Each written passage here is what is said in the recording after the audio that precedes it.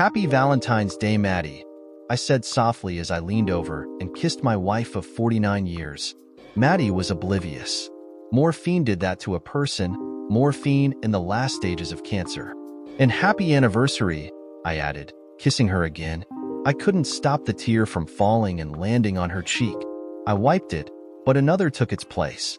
I put your roses on the credenza near the window, I said. Sitting in the chair, I'd come to think of my own over the last month. It only seemed fair since I spent the bulk of that time sitting in it and watching my wife slowly die. I tried to arrange them, but you know how bad I am at that. I always bought Maddie 24 roses on Valentine's Day. 1 dozen red because of the holiday and 1 dozen yellow for our anniversary. Maddie used to smile warmly and spend hours arranging them to perfection. I would have given every last dime I had to see that smile one more time. Kyle and Danny send their love, I said, wiping the tears from my eyes. Danny is away on business and Kyle, well, you know Kyle. Both of our sons had grown into fine men. Kyle was the oldest and had a family of his own. Daniel was too busy conquering the world for a family. I worried about Danny being alone, but he had a good head on his shoulders. Kyle was very close to his mother. He couldn't accept that she was dying despite Maddie's 3-year battle with cancer. The truth was that it was a miracle she lasted this long. There was little I could do for him, but his wife Beth and children would help him through it when the time came. I, on the other hand, knew and accepted my wife's pending death. I didn't really have a choice, not after watching her decline these last few months.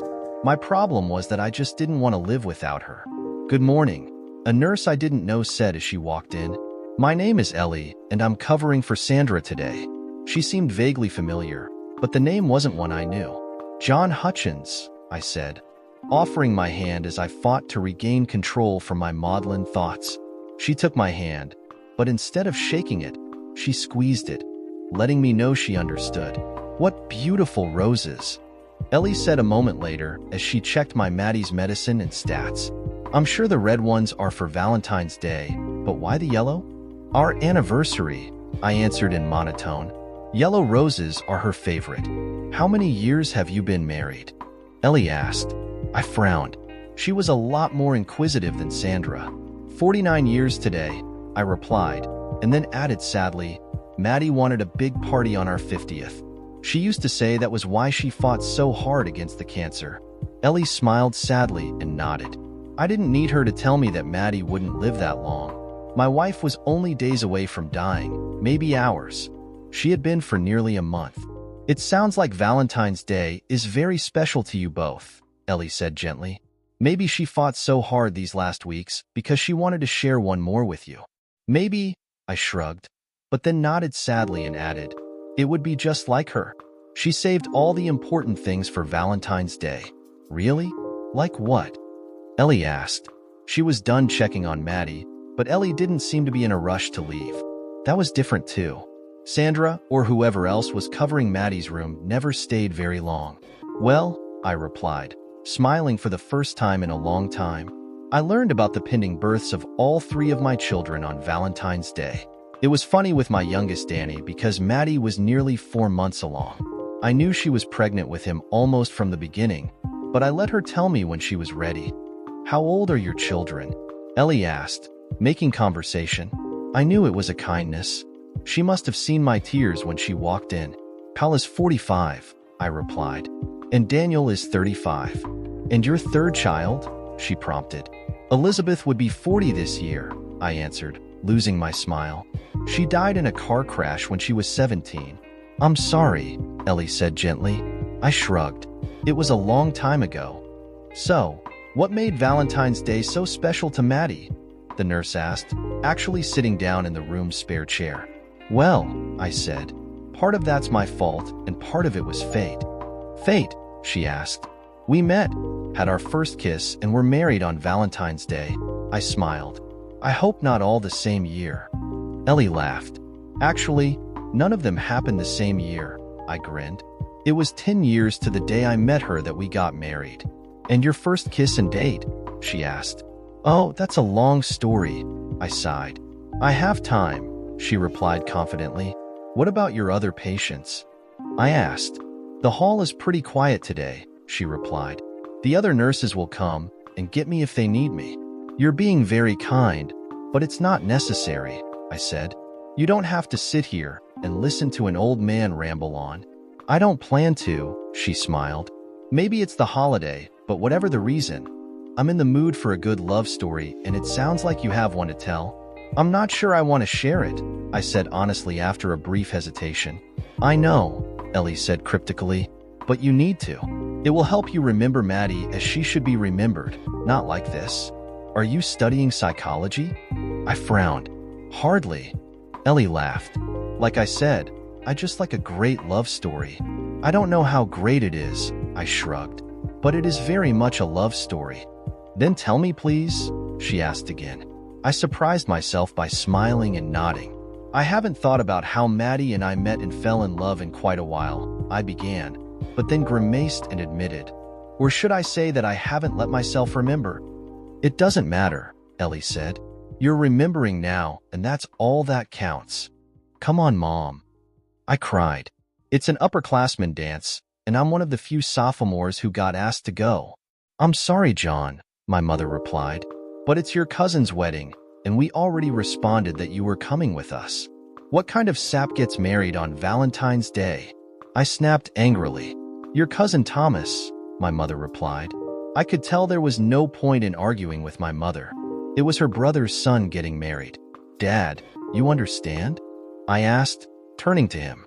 Shelley Bonia asked me to go with her, and she's a senior. If I don't go, she'll never speak to me again. Is she the girl you've been roaming over for the last month? My father asked. I wasn't roaming, I said in embarrassment. My father laughed and I continued quickly, but I do like her. Then tell her why you can't make it and ask her out, my father shrugged. I looked back and forth between my two parents and tried to think of something to say that would convince them, but I knew it was pointless. I can't wait until I get out of this house. I cried in frustration, and live by my own rules. That's nice, dear, my mother said, only making me angrier. I told Shelley I couldn't go to the dance the next day at school. She was surprisingly good about it, but that didn't stop her from asking one of my best friends instead. I was so mad that I barely spoke with my parents for the next 2 weeks. You look nice, my mother said as I climbed into the car wearing the new suit she bought me for the wedding. I grunted and she shook her head. John, don't you think it's about time you stopped moping? My father frowned. I didn't bother to answer and he rolled his eyes. The drive should have taken an hour, but of course it took 2 because of an accident. We barely made it to the church on time, and the mass was long and boring. I was sitting next to my mother checking out the girls on the other side of the aisle. I couldn't find one that looked close to my age. I noticed that my cousin Jenna wasn't anywhere to be seen. She was the only cousin close to my age and we got along, but she was probably home watching her younger sister. Lucky her. I was so bored and distracted that I almost missed the bride suddenly bursting into tears and running out of the church when it was time to say the vows. The room filled with a not-so-low murmur. Oh my mother said. Poor Thomas, my father added. It serves him right for ruining my chances with Shelley, I began, but my father cut me off. That's about enough of that, he snapped, surprising me. Pop wasn't the type to get angry easily. I know you're 15, but do you think you can break away from your self-absorption long enough to feel for someone else? This was supposed to be Thomas's special day, my mother put in, the day he married the woman he loved. Now all it will be is a painful memory. My parents fell silent and I looked around the church. People on both sides of the aisle looked upset. My Aunt Eve was in tears and my Uncle Charlie was doing his best to console her. The bride's mother looked mortified and confused. She obviously had no idea her daughter was having doubts. I'm sorry, I said a few moments later, realizing just what kind of a pig I was being. My father nodded and my mother patted my hand. I'd better go help Charlie with Eve, she said before standing and making her way toward my uncle and aunt. We spent another half hour in the church before the bride's father stood at the podium, apologized, and called off the wedding. The church emptied very quickly. I wasn't sure where we were going. Neither was my father. We waited for Mom by the entrance. We're going back to Charlie's, she said without preamble. Thomas and his brother are on their way there. We'll probably be sleeping over. I took a step toward the car, but Mom stopped me. John, You're not coming, she said. There isn't enough room for everybody. You're going with Aunt Judy. She has a spare bed and only lives 20 minutes away. We'll pick you up tomorrow. I am really sorry, I said, surprising myself. I know, John. My mother smiled sadly. It's okay. Be good and we'll see you soon. The trip to Aunt Judy's house was uneventful with the exception that she spent the bulk of the time gossiping about the family. I learned more of our family's little dirty secrets than I knew existed. Your cousin Jenna is home watching little Francine, Uncle Carl said during one of the few breaks in Aunt Judy's diatribe. Her friend Madeline is keeping her company. She's sleeping over tonight. Oh, great. I thought, this should be fun. I was certain it was going to be a long night. Just what I need. 2 giggling girls. Don't worry, my uncle laughed after seeing my expression. They'll probably hide out in Jenna's room when we get home. You know, Aunt Judy said with a smirk, Madeline is a very nice girl. I'm sure she is, I said, hiding my groan. She's cute too, Uncle Carl put in. This caught my interest. Strawberry blonde hair, and she plays soccer. What's that have to do with anything? Aunt Judy asked. The two argued for the few minutes we remained in the car. I ignored them. Uncle Carl and Aunt Judy were always arguing, but it didn't mean anything. Hello, John, my cousin Jenna said in surprise when we entered the house. Her parents explained what happened and Jenna shook her head sadly. Poor Thomas, she said. Go introduce your cousin to Madeline, my aunt said in that tone. Jenna and I looked at each other and rolled our eyes. My aunt either ignored or missed it. She added, your father and I are going upstairs to get changed. I heard giggling in the other room as we neared and fought back a groan. I walked into the living room and saw that it was little Francine laughing, not Madeline. That was a relief. I really hated giggly girls. Madeline was tickling my younger cousin unmercifully. Madeline, Jenna called, getting the girls' attention. This is my cousin John. The strawberry blonde let go of Francine and stood to meet me. She looked a little embarrassed. I couldn't tell if it was because we caught her tickling Francine or just because of meeting me. Hi, she said, smiling gently. I smiled back and stared into her eyes. For some reason, I was expecting blue or green even, but they were a soft brown. John, my cousin prompted with a frown. I blinked and suddenly realized I was staring. Hello, Maddie, I said as if nothing odd had happened. No one calls me that, she said with a frown. Don't worry, I grinned. You'll get used to it. John, Francine cried and jumped into my arms before Madeline could retort. I hugged my younger cousin and gave her a quick kiss, but my eyes kept drifting back to Maddie. Sorry to ruin your night, I said once Francine let me go. You're not ruining anything, Jenna smiled. Now there are 4 of us and we can play charades. Oh no, Madeline cried. Don't bother arguing, I laughed. Jenna loves charades. I know, the strawberry blonde moaned. She beats me every time. Oh, will you two stop complaining? Jenna laughed. You can be a team and I'll play with Francine. I guess we'll have to humor her, Maddie said. If we must, I sighed loudly. She is my best friend and your cousin. Are you two done yet? Jenna asked with a raised eyebrow. The game actually ended up being fun for a change. The teams were pretty even and Madeline was a good guesser. Somewhere in the middle, Uncle Carl and Aunt Judy joined us and formed a third team. Uncle Carl also gave me a pair of sweats and a t-shirt to change into. They were big, but at least I was able to get out of my suit. I spent much of the time stealing glances at Madeline. She was wearing flannel pajamas just like the other girls, but I thought she still looked amazing in them. I think she saw me looking, but she never said anything. The game ended and Uncle Carl and Aunt Judy went to bed. It was getting late. They took a complaining Francine with them. What do you want to play now? I asked, not ready to go to sleep and not wanting the night to end. I'm getting hungry, Jenna said. I think I'm going to sneak into the kitchen and make us some snacks. Why don't you two play a game without me? Don't you want help? Madeline asked. Jenna smiled and shook her head. So Maddie, what do you want to play? I asked as my cousin disappeared. Call me Madeline, she said, but I thought she was smiling slightly. How about we play? I began, but she cut me off. Let's play chess, she said. Jenna hates the game, and I haven't played in a while. Okay, I shrugged and we set up the board. Madeline was very good. I loved watching her stare intently at the board. She beat me the first game pretty handily. She cheats, Jenna said as she rejoined us with a bowl of popcorn and some drinks. I do not, the strawberry blonde snapped. Maybe not, I grinned. But you lie. You said you haven't played in a while. I haven't, Maddie argued. Didn't you say you beat your father for the first time recently? Jenna asked helpfully. Her friend gave her a nasty look. That was last week. And a week isn't recent? I asked, not considering how often she normally plays. Jenna laughingly answered, Do you mind if we play again? I asked my cousin. No, she shrugged. It will be fun to watch her trounce someone other than me for a change. Thanks for the vote of confidence, I frowned, causing both girls to laugh. How about we make a bet? I asked Madeline. What kind of bet? Well, if I win, you be my Valentine and let me call you Maddie, I smiled. If you win, I'll call you Madeline. Deal, she grinned. We were only a few moves in when she took one of my knights. A few moves later, I lost a bishop. I finally took one of her pawns, but she took my queen the next turn. This is almost too painful to watch. Jenna laughed. She's killing you. I shrugged and remained silent. I watched Madeline's face. She was so intent on boxing and my king that she barely paid attention to my moves. I saw her smile triumphantly when I didn't protect my other bishop.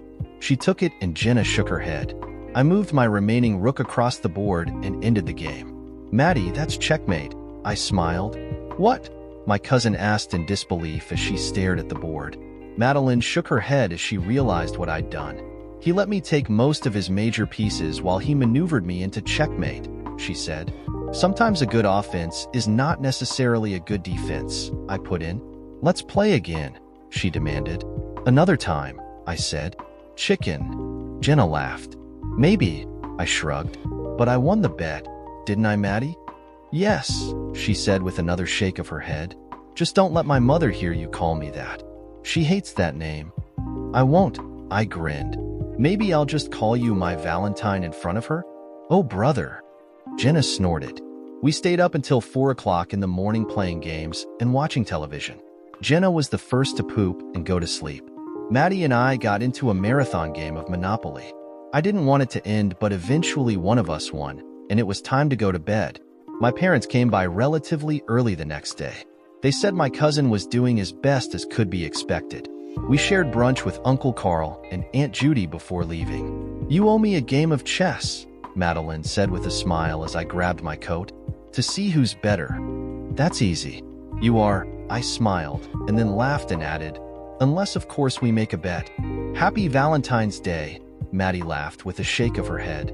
She surprised me by leaning forward and giving me a quick peck on the cheek. Happy Valentine's Day. I nearly stuttered.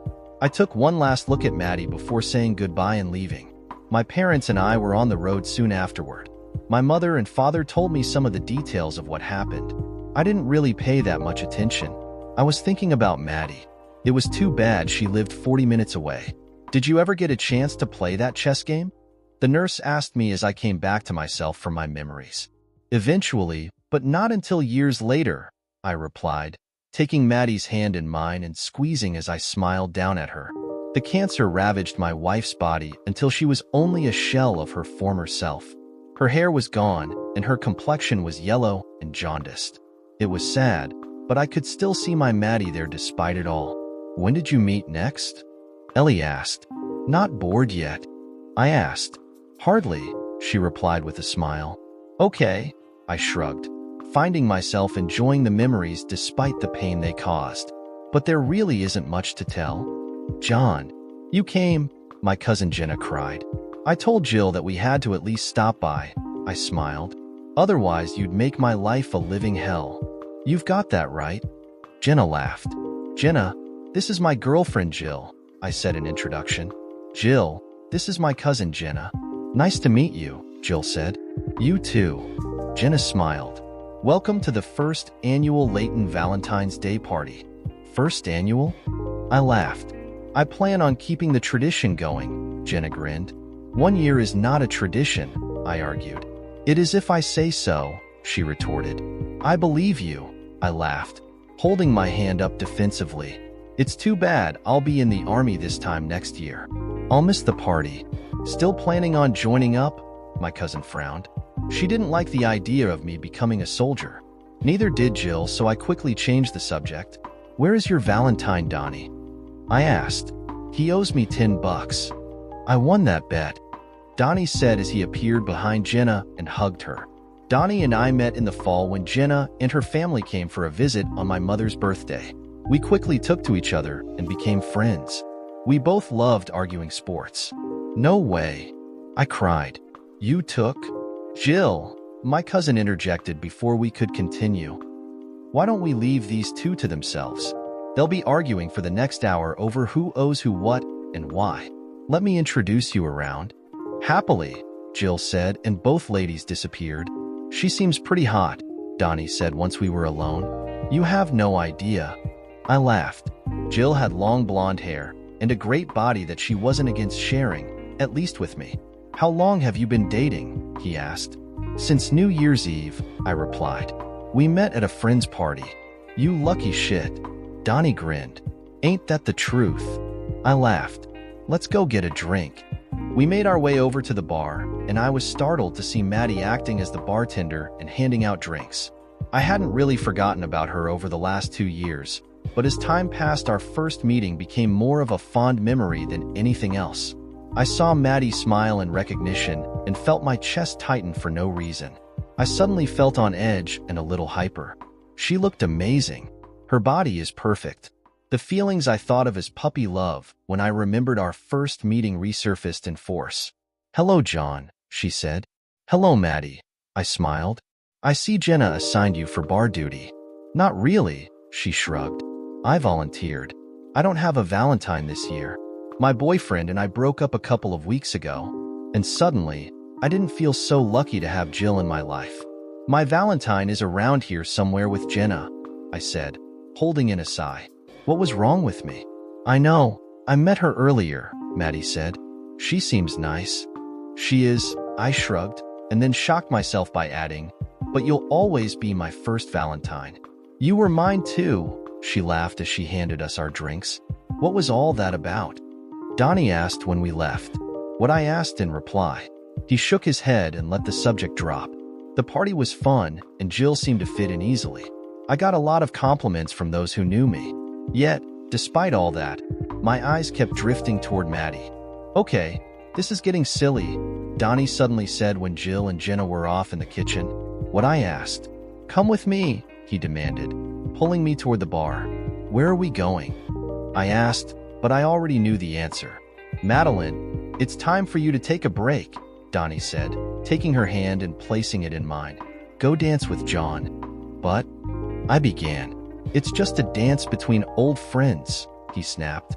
You don't have to, if you don't want to, Maddie said, trying to let go of my hand. Oh, he wants to. Donnie snorted. Come on, let's go, I said as I blushed. We made our way to the small dance floor and danced to the end of a fast song. I saw Donnie make his way to the DJ and say something just as the song finished. The guy nodded and quickly switched albums on the other table. The next song was slow. I shook my head, but didn't let go of Maddie. Shouldn't you be dancing with Jill to this kind of song? She asked. Yes, I replied honestly, but she's not here and I'd prefer to dance to it with you. Maddie shook her head, but didn't let go when I pulled her close.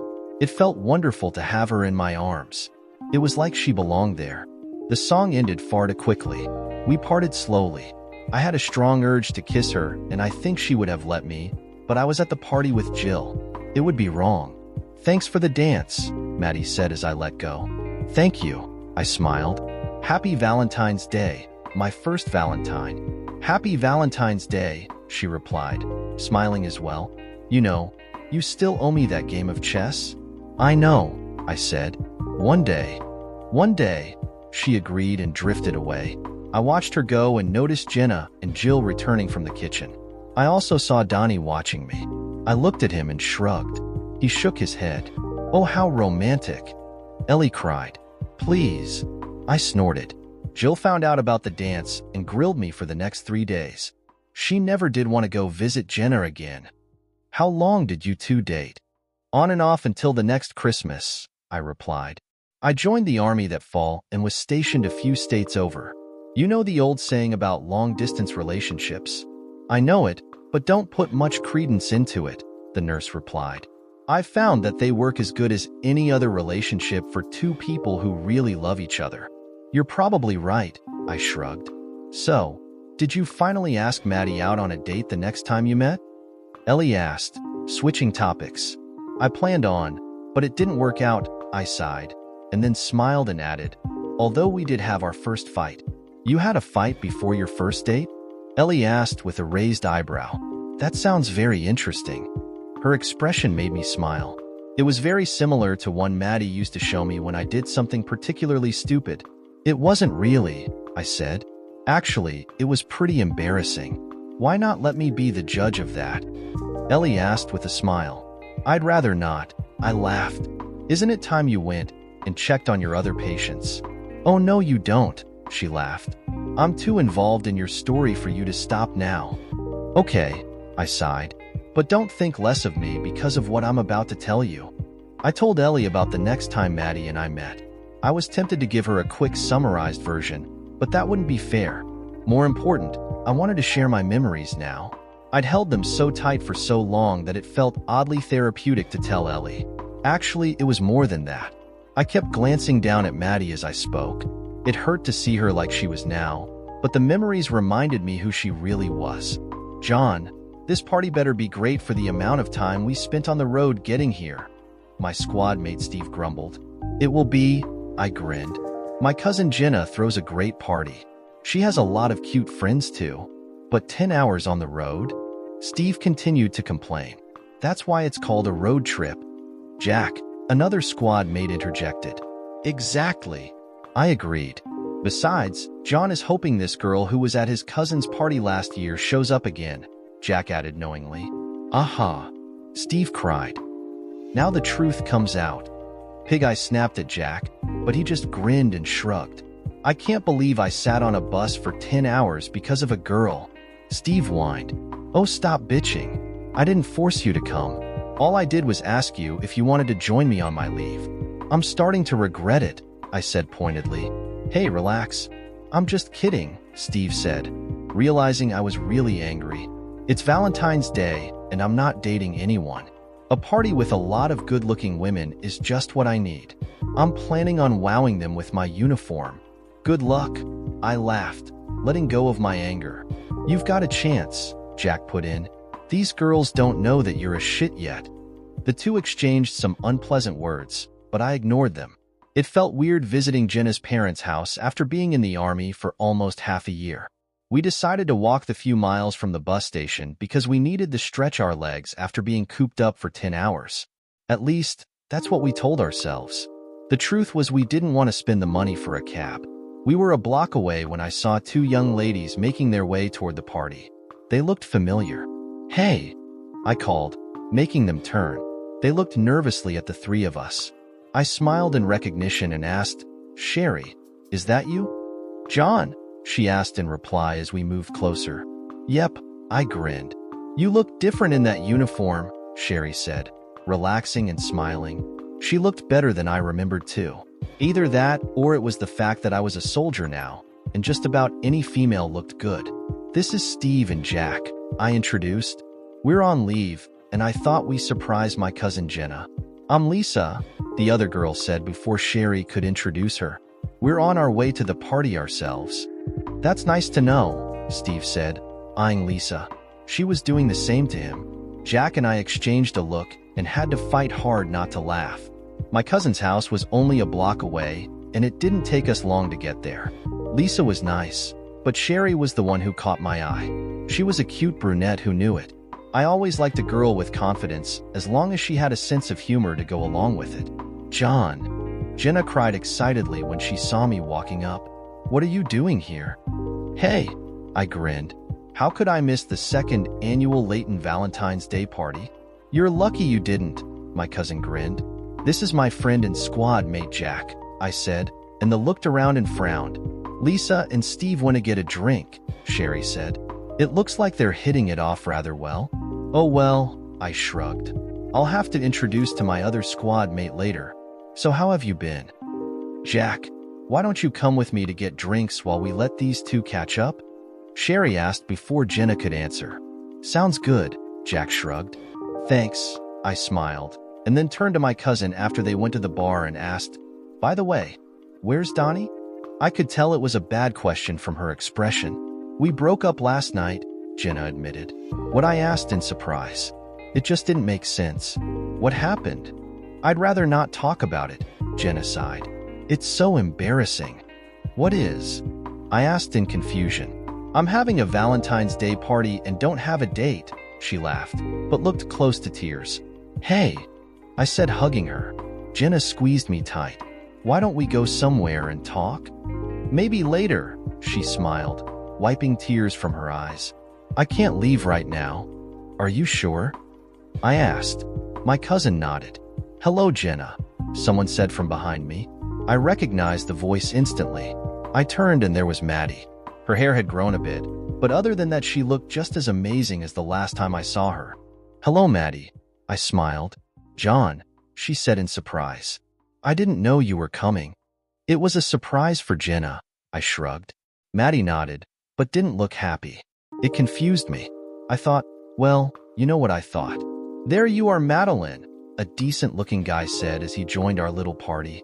I watched the way he was looking at her and sighed. Now Maddie's expression made sense. This is Bernie, Maddie said in introduction. Bernie, this is Jenna, my best friend in the world and her cousin John.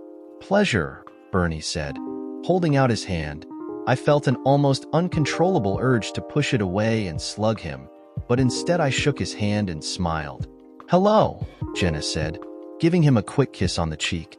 Madeline is always bringing you up in conversation back at the university, Bernie smiled. I feel like I know you already. Jenna and Maddie have been friends forever, I said, hiding my surprise at the fact that Maddie was going to college. Not many women did in the 50s. I know, he said with a frown for some reason. I wondered what was bothering him. I didn't have to wait long to find out. He turned to Maddie and asked, how come he calls you Maddie? I thought you hated that name. She does, I grinned. But I won the right a few years ago by beating her in chess. You beat her in chess? Bernie said in amazement. It was a lark. Maddie laughed. It still caused my chest to tighten when she did that, but I hid my reaction as best as possible. Now. I laughed. I won fair and square. You still owe me a rematch, she said. You name the time and place. Jenna, where's the chessboard? Maddie asked, I think only half in jest. You will not go off and play chess during my party. Jenna snapped, but she was fighting hard not to laugh. I guess it would be unfair to you and Bernie, Maddie sighed. You're just chicken. I taunted, and then grinned and added for good measure, Maddie. I thought I was doing a good job hiding my feelings for her, but Bernie must have picked up on something. Don't you think it's a bit childish to insist on calling her a name you know she doesn't like? He asked me with a frown. But of course, I shrugged. Forgive my cousin, Jenna said, stepping in. John thinks his childishness is part of his charm. Hey, I cried indignantly, but then grinned and added, actually, I don't know whether to be offended or thankful that you're willing to admit I have any charm at all. Maybe a little, my cousin said with a grin of her own. What do you think, Maddie? I asked, now using the name more to irritate Bernie than her. Do you think I have any charm? Stop calling her that, Bernie said, sounding seriously annoyed. It's rude. Hey, Bernie, maybe I am a little childish and rude at times, I said, no longer smiling. I didn't like this guy, and it had nothing to do with the fact he was dating Maddie. That was just extra incentive. But it's really none of your business. I've known Maddie longer than you, and if there's one thing I can tell you about her, it's that she can take care of herself. I'm sure she can, he retorted. But she doesn't have to as long as she's dating me. John, would you care to dance? Sherry asked as she and Jack returned. It was obvious she was trying to stop me from causing a scene at my cousin's party. I gave Bernie one last look, but he seemed to back off a little when he saw Jack. The uniform was a dead giveaway that we were friends. It was too bad, really. Sure, I said, taking Sherry's hand. I also took the drink she had for me and downed it in one gulp. "Jack, why don't you ask my cousin for a dance?" I prompted. "Nothing personal, but my boyfriend and I just broke up," Jenna said quickly to Jack before he could ask. "I'm not really ready to date." "Who said anything about dating?" I frowned. "I don't know what happened between you and Donnie, but I'm willing to bet a month's pay that you'll work it out eventually. Besides, Jack has a fiancée who lives across the country that he's disgustingly loyal to. I just thought you'd both like to have some fun. It is a party after all." "Let's dance," Sherry insisted, pulling me toward the floor. I went with her. A few minutes later, I was happy to see Jack and Jenna dancing, but my smile quickly disappeared when I saw Maddie and Bernie join them. "What was that all about?" Sherry asked midway through the first song. "Nothing," I shrugged. "Let's go get another drink." A couple hours later, I was feeling much better. Sherry was a lot of fun and quite a looker. The alcohol didn't hurt either. I tried hard to ignore Maddie and Bernie whenever I saw either one of them.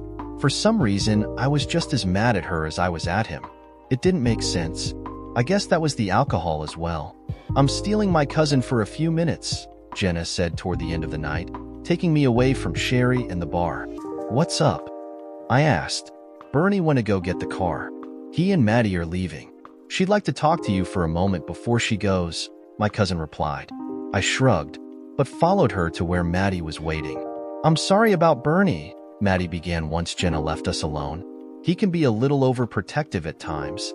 "He's a pig," I snapped angrily, causing Maddie to frown. "You're drunk," she sighed. "Certainly," I shrugged. "But drunk or sober, he'd still be a shit." "This is pointless," Maddie mumbled. "Probably," I nodded in agreement. I wasn't quite weaving, but on the other hand, I wasn't steady on my feet either. "Do you ever think we'll be able to play that chess game?" she asked. "Probably not," I laughed sadly. "Goodbye, John," she said and turned to go.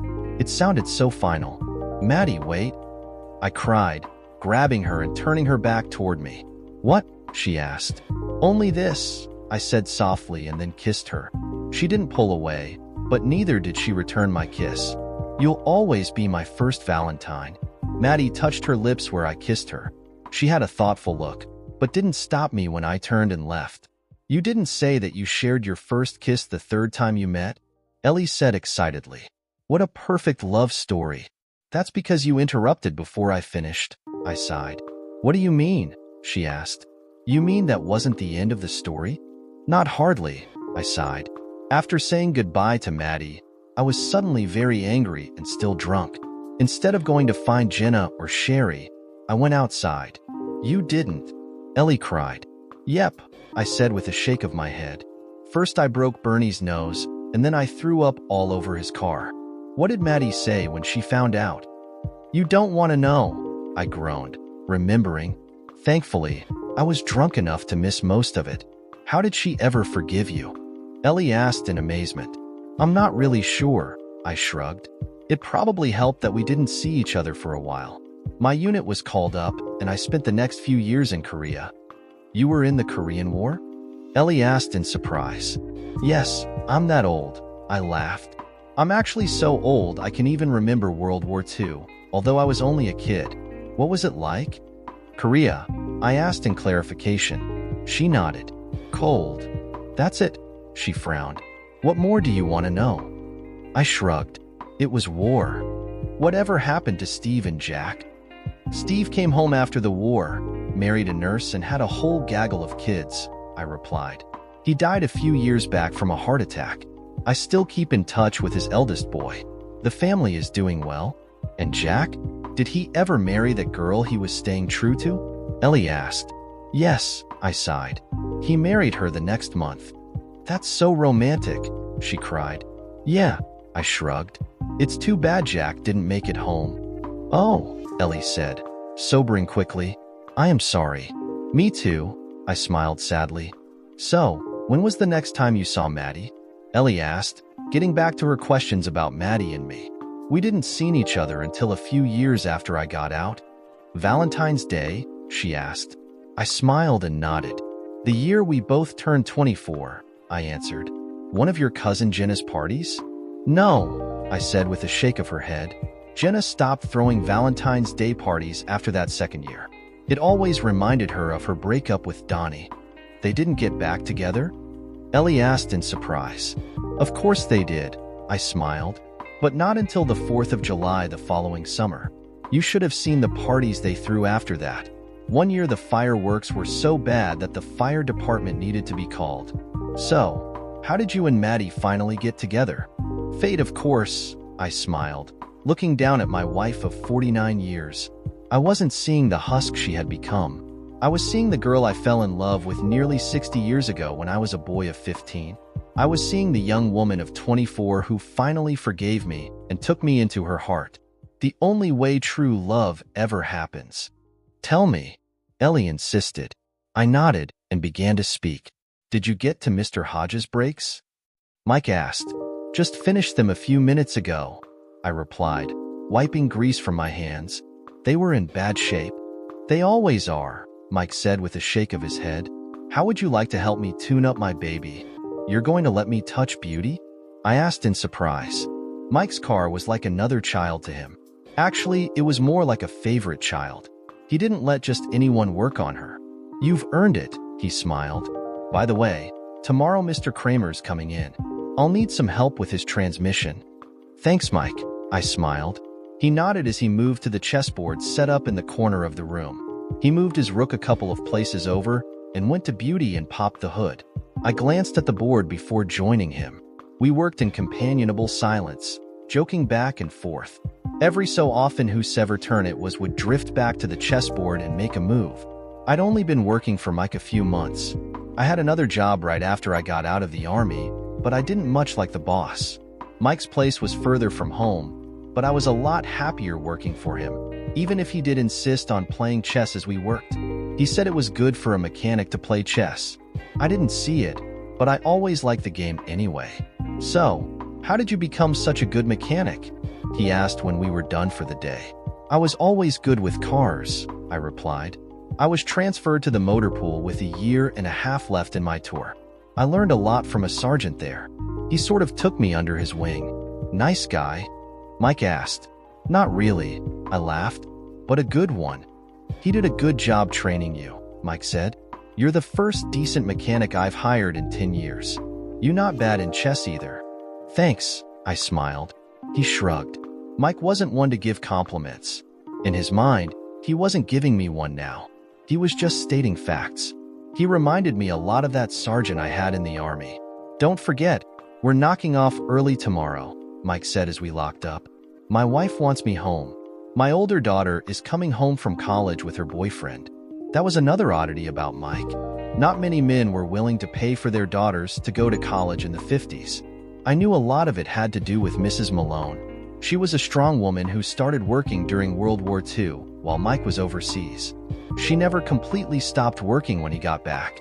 You don't have to close the place, I offered. I can stay to normal closing.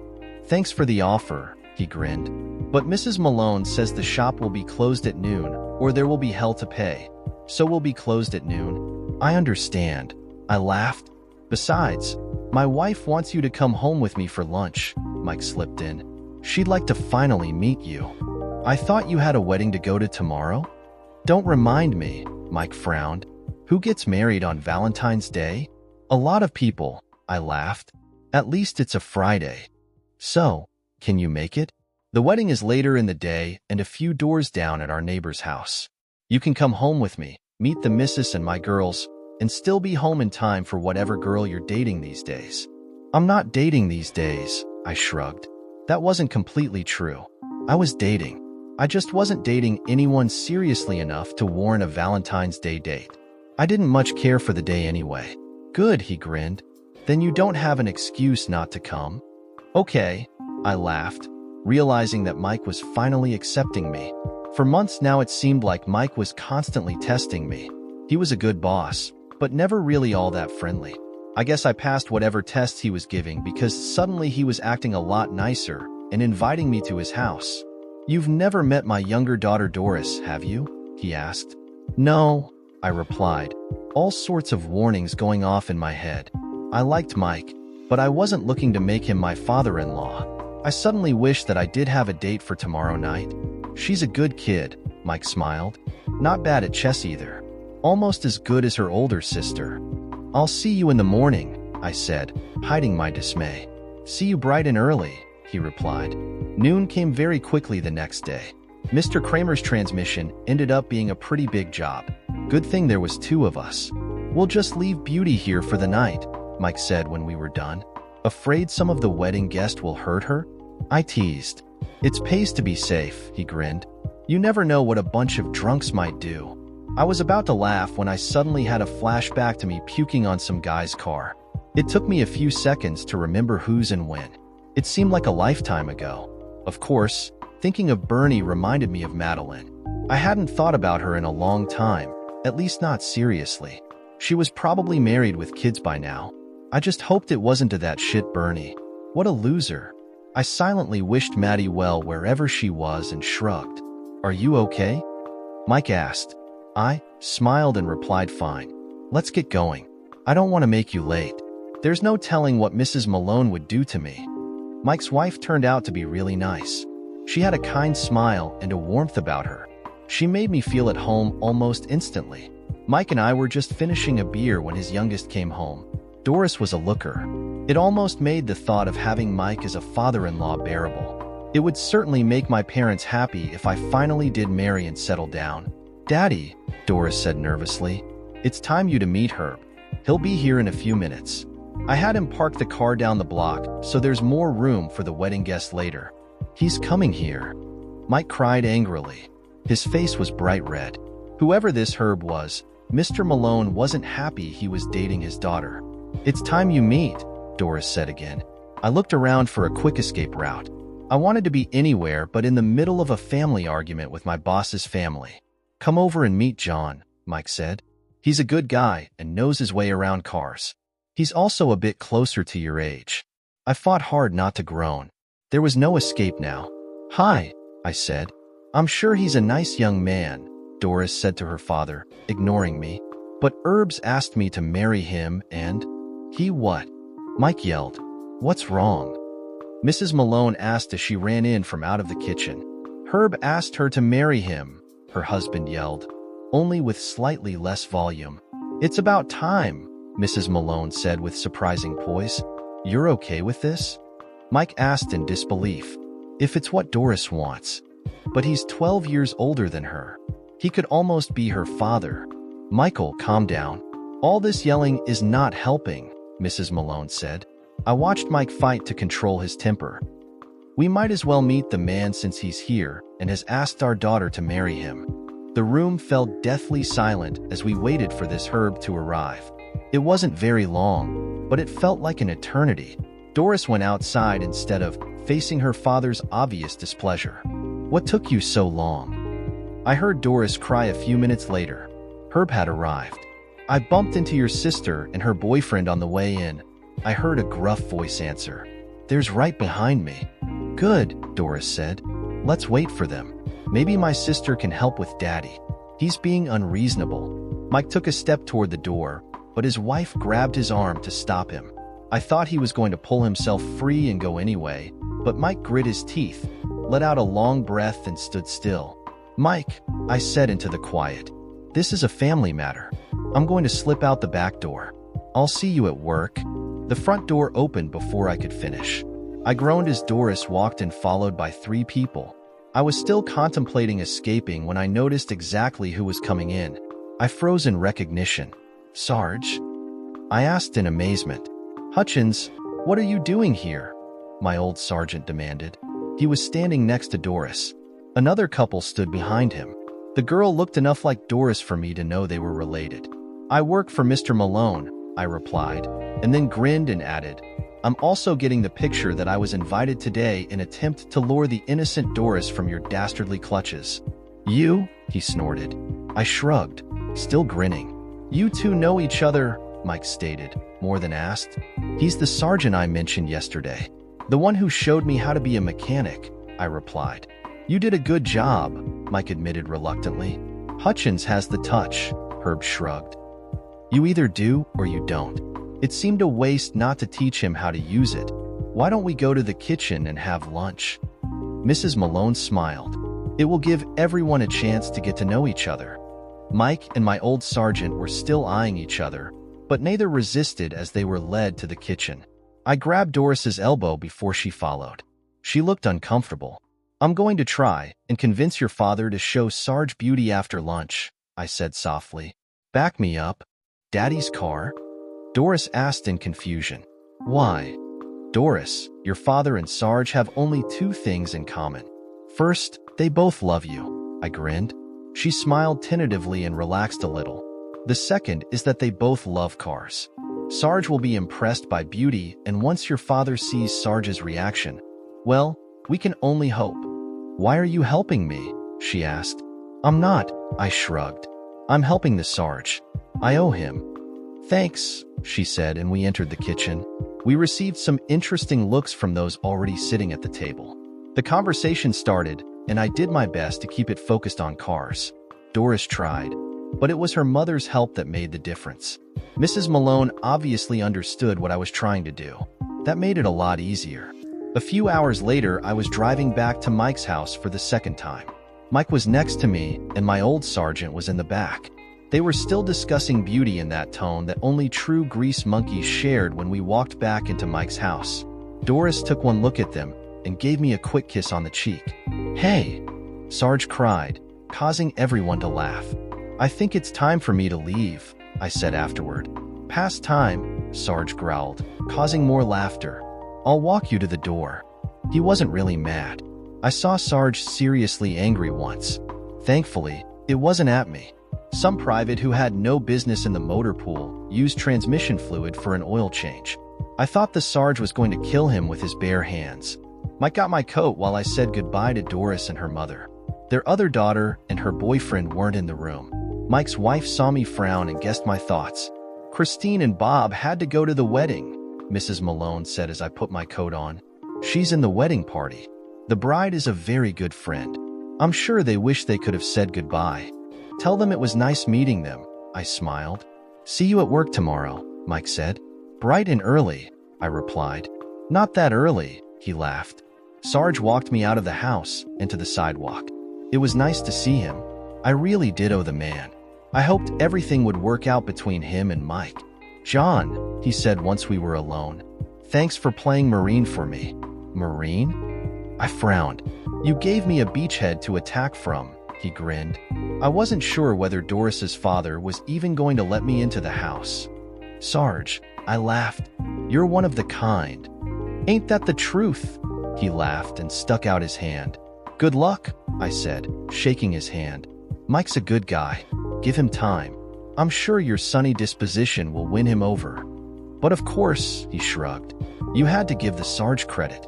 He had confidence to spare." "I'll be seeing you, Sarge," I said with a gently shake of my head.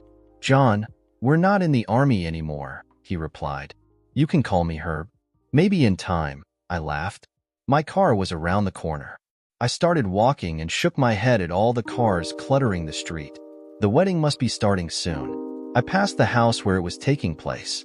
It was done up very nice. What is it about weddings and Valentine's Day?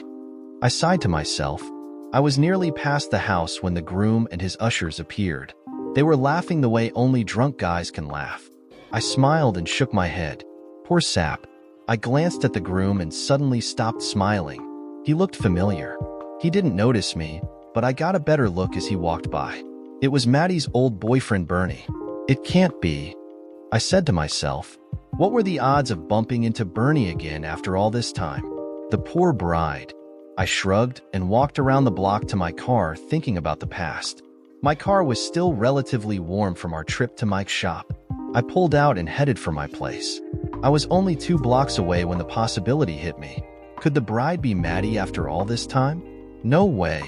I cried, but almost without realizing it. I turned the next corner to go back. So what if it is?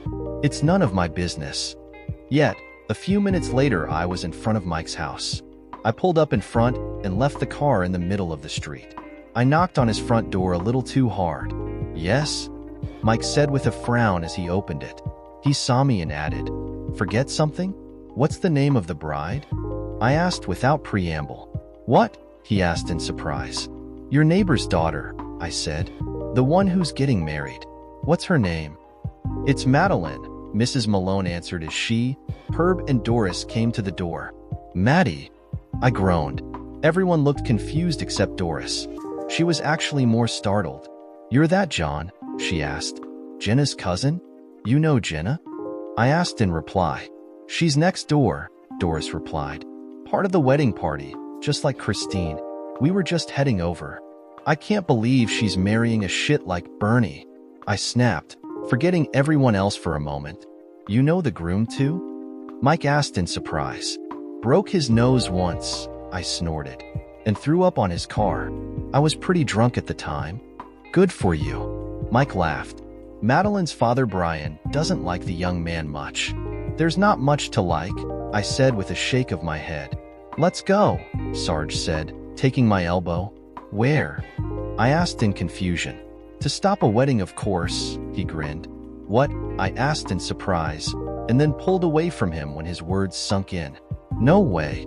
I am not going over there." "Sure you are," Sarge insisted. "For two reasons." "Which are?" I frowned. "First, it's pretty obvious that you love this Madeline," he replied. "I barely know her," I retorted. "We've only met a small handful of times." "I knew with Doris the first moment I laid eyes on her," Sarge shrugged. "Truth be told, I wasn't completely thrilled at the time. I was going to be a career soldier, and she's almost young enough to be my daughter." "I'm not that young," Doris snapped. No one paid any attention. "What did you do?" I asked Herb. "The only thing I could," he replied. "I retired from service, went back to the family business, and started courting her." "He didn't have to try very hard," Doris smiled. "I felt the same way about him. The last time I saw Maddie, she laid into me pretty hard." I sighed. "Oh, I deserved it, but—" "That's not the point," Herb shrugged. "If you love someone, you have to tell them. Maybe they love you back. Maybe they don't. You can't control that. But you tell them anyway. Not on their wedding day." I snapped. "Better late than never," he laughed. "Forget it," I said. "Absolutely not." "She does have feeling for you," Doris put in. "I don't know how strong, but I used to hear Christine and her talking." "It doesn't matter," I said, shaking my head. "You're right," Herb said. "It doesn't." "What?" I asked in confusion. "Even if she's just a friend, you need to try and talk her out of marrying this Bernie. He sounds like a real shit," Sarge said, cleaning up his language at the last second. "It's now or never," Mrs. Malone said. "The wedding is supposed to start in a half hour. It would be nice to have your conversation with Madeline before she walks down the aisle." "But," I began. It was pointless. Herb had a better grip on my arm this time. It didn't help when Mike took my other arm. They manhandled me down the block and toward a side entrance to Madeline's house. "Doris, run ahead and find Christine or Jenna," Mrs. Malone said. "Diane will probably never forgive me, but we have to try." "Diane?" I asked. "Madeline's mother," Mrs. Malone answered. I nodded numbly. I was no longer fighting, but Mike and Herb continued to hold on. My cousin and Doris met us at the door. "John," Jenna sighed. "You can't be serious." "He needs to talk to this Madeline," Herb grinned. "Preferably before she gets married." "You look good," I said, seeing that Jenna changed her hairstyle. I didn't know what else to say. "We haven't seen each other in a while," she said pointedly. "Donnie and the kids were wondering if you like them or not." I replied, "I am sorry, it's just that. There's no time for this now." Jenna snapped. "There's going to be a wedding." "I know," I sighed, "but the Sarge is probably right. I should talk to Maddie before she walks down the aisle." "You wouldn't even talk to me about her the last time we saw each other," Jenna cried. "Or the time before that. Not since before you came home from the war." "I thought she was already married and had a family," I retorted. "How was I to know?" "You could have listened," Jenna nearly yelled. "That's all water under the bridge," Mike said. "Go get Madeline. Your cousin isn't looking to embarrass her or her family. Let him tell her how he feels, and then it's up to her. She doesn't need this on her wedding day." Jenna snapped. "She's jittery enough already." "Maybe it's because she knows she's marrying the wrong man," Sarge put in helpfully. Jenna gave him a nasty look, but he ignored her. "Wait here," Jenna snapped and disappeared back into the house. After a few minutes, my nerves started to slip. "We should go," I said, but Herb was still holding me. "Nonsense," he grinned. "I owe you for helping out with Doris. This is payback. If this doesn't work out, I'm going to—" I began, but he cut me off. "Anytime private," he laughed. "Anytime." Christine came back to the door instead of Jenna a couple of minutes later. Unlike my cousin, she was at least civil. "Where's Jenna?" I asked, stalling. I was afraid she was about to tell me to go. "She refused to be part of this," Christine answered. "She said she didn't want to get in the middle between her best friend and cousin." "So, what's the verdict?" Herb asked. "Come on inside," Christine smiled. "But just John. The rest of you go take your seats. I'll go move John's car before someone calls the police." Mike grinned and walked back toward the street. "Think you can handle it from here?" my old sergeant asked. I just looked at him and he laughed. "Good luck." I swallowed hard and followed Christine into Maddie's house. She led me quickly through the house.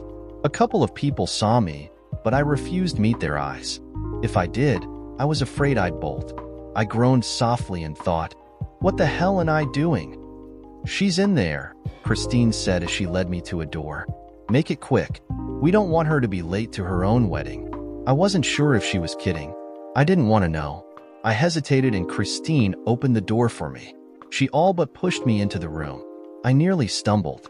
It wasn't hard to find Maddie. The room was probably her father's study. She was standing in the middle, next to a table, and looking at me. I couldn't quite make myself meet her gaze. She looked incredible, and I had to swallow before I could speak. "Hello, Maddie," I said tentatively. "Hello, John," she replied as I finally looked into her eyes. Suddenly, all my fears were gone. I smiled. "I thought you were already married," I said, my voice calmer. "I'm about to be," she replied. "No, you're not," I replied confidently. "Yes, I am," she insisted. "I have the dress and everything. Everything but the right man." "Bernie's a good man," she said softly, no longer looking at me. "Maybe," I shrugged, not wanting to argue. "But that doesn't make him the right one." "I love him," Maddie insisted. My chest tightened momentarily, but I pressed on. "Yes, but are you in love with him?" I asked. "You and I barely know each other," she snapped, changing the subject. I smiled. "I know you well enough to know I love you." "You're crazy," she cried. "Maddie, argue all you want," I smiled. "But I know you love me too. I can feel it when you look at me. You were my first Valentine, and I want you to be my last." We both fell silent for a few moments, watching each other. "You still owe me that chess game," she said softly. "I know," I said. "Marry me, and we'll play as many games as you like." "No, I want to play now," she said, shocking me. "Now?" I asked. Maddie didn't bother to answer. She simply pulled out a chess set from under the table and started setting it up. "If you win, I'll break it off with Bernie and marry you," she said. "If I win, you disappear from my life forever." "You're serious?" I asked in disbelief. Again, she didn't answer. Instead, Maddie sat at the table in her wedding dress and made the first move. I sat opposite her and shook my head as I took my turn. I heard the door open once while we were playing, but didn't bother to look up. The game was too important. The problem was that I was clearly overmatched. Maddie's defense had improved a lot since the last time we played. I knew there was no way I was going to win halfway through the game, but I refused to give up, hoping for a miracle. The door opened again, but this time someone entered. "Madeline, what in God's name are you doing?" A man who had to be her father asked. "Trying to decide who to marry," she replied, making another move. "Who to marry?" her father asked in disbelief. "Bernie is out there waiting for you. And John is in here playing chess," Maddie said, and then added an introduction. "John, this is my father." "Hello," I said, not looking up from the table. "Pardon my rudeness, but Maddie is beating me badly and a lot depends on this game." There was silence for a moment, and then Maddie's father spoke. "Good luck, son," he said and left the room. Mike must have been right about Maddie's father. He didn't like Bernie. The door burst open a few moments later. In walked a woman who looked like an older version of Maddie. Needless to say, she was not happy. Maddie's father followed her. Madeline, you stop this instant, she cried. You can't be serious. Mother, you're distracting me, Maddie frowned. You can't decide who to marry based off of a chess game. I'm not, she replied. Playing helps me think. Come to any conclusions? I asked nervously, feeling my hope rekindle. Madeline stood. Two actually, she said. First, you're a poor chess player. I'll get better, I promised. I should hope so, she snorted. And? Her father asked. Stop this foolishness, her mother put in. We have guests waiting. I wasn't quite holding my breath as I watched Maddie's face for a sign. She was expressionless. I knew she'd made up her mind, but she wasn't giving any hints. Maddie's next words were the most important of my life. And she finally smiled, knocking over her king. I'd like to be the one that teaches you. You're surrendering a chess game? Her father asked in amazement.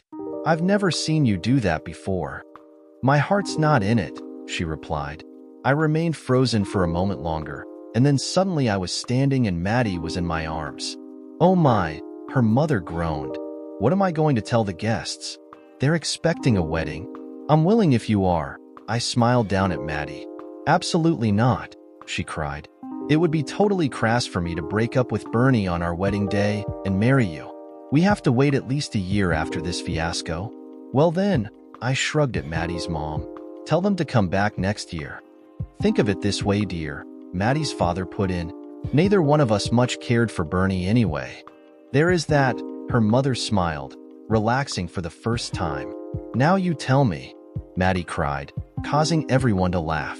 Hand me a tissue, Ellie said, using her fingers to wipe away her tears. That was so romantic. I guess it was, I smiled, looking down at my wife lovingly. Did you get married the next year? To the day, I replied. How was the wedding? She asked. Rainy, cold and damp, I laughed. But the night was very enjoyable.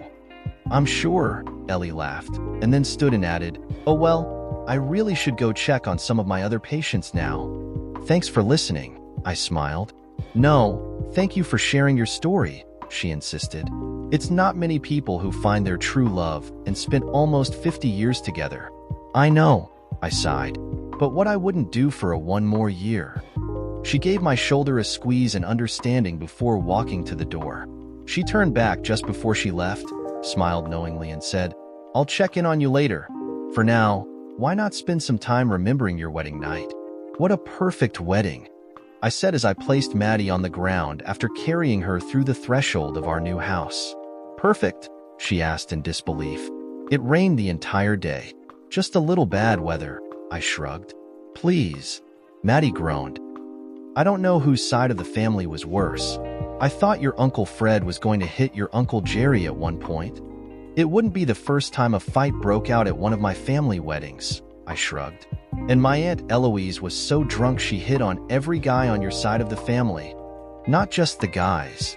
I laughed. Please tell me you're joking? Maddie begged. I just shrugged and she groaned. Our parents looked happy despite it all, I offered. They were just glad to finally get us married off. Maddie retorted. They want grandchildren. Speaking of that, I grinned. Maddie smiled for the first time since we entered our house. Tired of waiting? She asked. I can't believe you made me wait until we were married. I replied. It's not like we're kids or anything. A whole year wasted. Think about what fun we could have had. I'm not that kind of a girl. Maddie retorted. I laughed, pulling Maddie into a kiss. She fought me at first, but then melted into my arms. It was a nice wedding, wasn't it? Despite everything? She asked, her head resting on my shoulder. Yes, it was, I answered seriously, but then smiled and added. But then again, the world could have ended right after you said, I do, and it still would have been a nice wedding. You are a rather lucky fellow, aren't you? Maddie joked. That's what your mother keeps telling me, I sighed. Over and over again. She likes you, Maddie smiled, hugging me tight. What's not to like? I joked. Besides, after Bernie, I could have been an unemployed mama's boy, and your parents would have liked me. He wasn't that bad, Maddie insisted, but she laughed too. You look beautiful in your wedding dress, I said, attempt to change the subject, but I couldn't help adding, "It's much better than last year's." Maddie groaned and I quickly added, "Sorry, I couldn't help myself." "Try." My new wife sighed. "I don't want to talk about Bernie or the past anymore," I said. "It's our wedding night and there are better things to do." "Hey, I'm not the one who keeps bringing them up," she shrugged. "Well, you can't blame a guy for gloating," I smiled. "I did win after all." "Are you done yet?" she asked with a raised eyebrow. I replied, "I suppose." I led Maddie into the dining room and poured the wine I put there earlier in the day. It was one of her favorites. We then moved to the living room where I put on some music. Maddie smiled when she heard. "Dean Martin," she said, "your favorite. We can listen to Bing or Frankie if you want." I offered. "No," she replied, still smiling. "I like Dino too." We started dancing slowly. Occasionally, I leaned down and kissed my new wife. Maddie looked amazing. Hell, she was amazing. "So, now that we're married," I hinted when the album ended. Maddie smiled nervously. "Turn it over and pour us another glass of wine," she said. "I'll be back in a couple of minutes." 20 minutes later, I had just finished my third glass of wine when she finally re-entered the room. I was a little annoyed that she took so long, but I forgot all about it the moment I saw her. She glowed. I swear she did. Her hair was down now, the way I liked it. Her soft brown eyes met mine and she smiled. Maddie visibly relaxed as she saw my reaction. I didn't try and hide it. "You're staring," she said. "Get used to it. I'll be doing a lot of it if you're going to wear things like that." "You like it?" Maddie asked. "Yes," I replied honestly. Maddie blushed, but also smiled. "Don't you think it's time we go to bed?" she asked. "I thought you'd never ask," I answered, taking her hand and making my way toward our bedroom. "You are the most beautiful woman in the world," I said, meeting her eyes. "I love you. Will you feel the same way when I'm old and wrinkled?" Maddie asked with a smile. "I'll always feel this way," I promised. "You're what I've been waiting for my whole life. I'm never going to stop loving you." "Show me," Maddie said. We made love whole night. I'm not sure how long we lay there afterward. It didn't matter. It was one of the most perfect moments of my life. I knew I'd remember it forever. "I love you, Maddie." I smiled as came out of my reverie. I looked down at my wife. "You still the most beautiful woman in the world." I stood and adjusted her pillows. I took my time, making sure they were just the way she liked them. Afterward, I sat back in my chair and suddenly felt very tired. "I'm right here if you need me, Maddie," I said, "but I'm going to take a little nap if you don't mind." Maddie didn't answer. I hadn't expected her to. I patted her hand, smiled at her, and closed my eyes. "John, I'm going off shift," I heard Ellie say as she gently shook me awake. I didn't want to leave without saying goodbye. I opened my eyes and she looked oddly familiar for a moment, but the feeling quickly faded.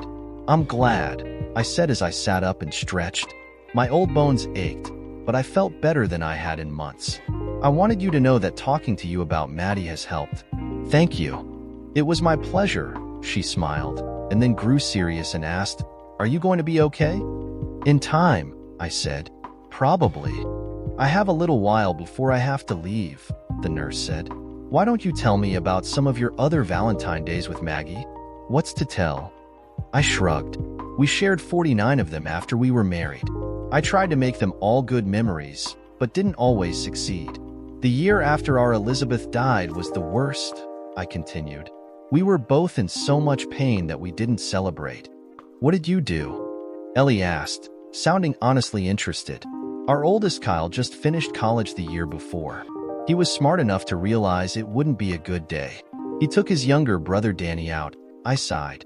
Maddie and I lay in bed and spent most of it sobbing into each other's arms.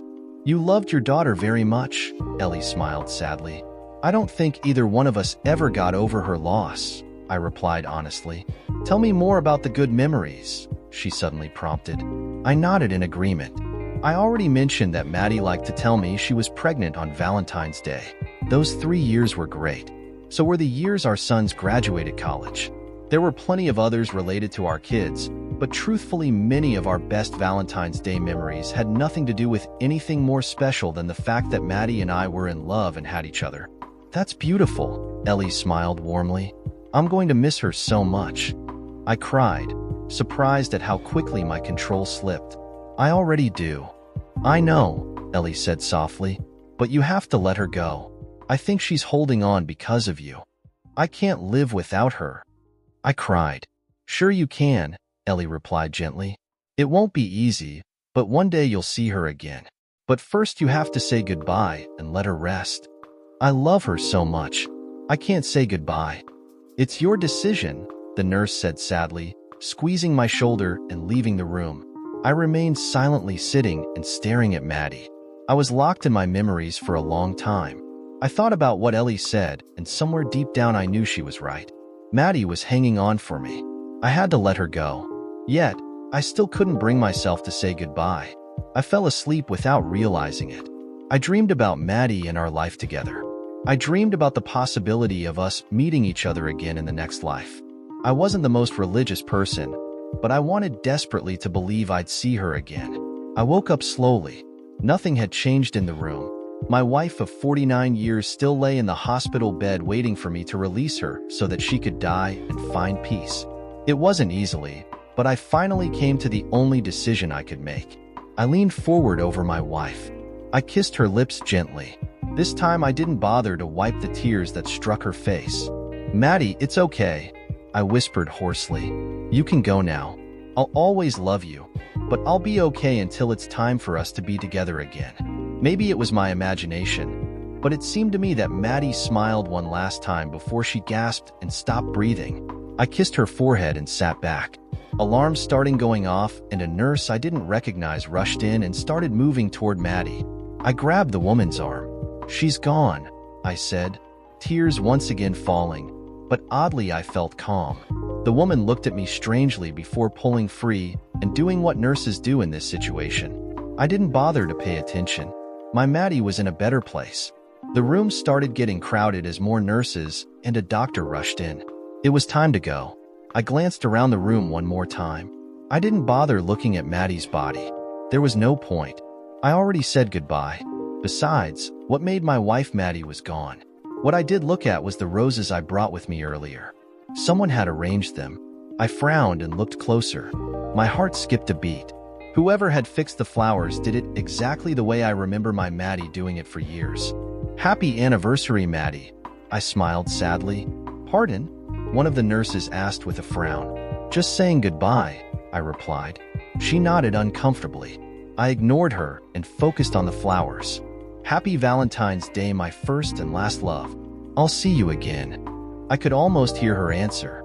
Dear listeners, please share your thoughts in the comments section below, and don't forget to like, share, and subscribe.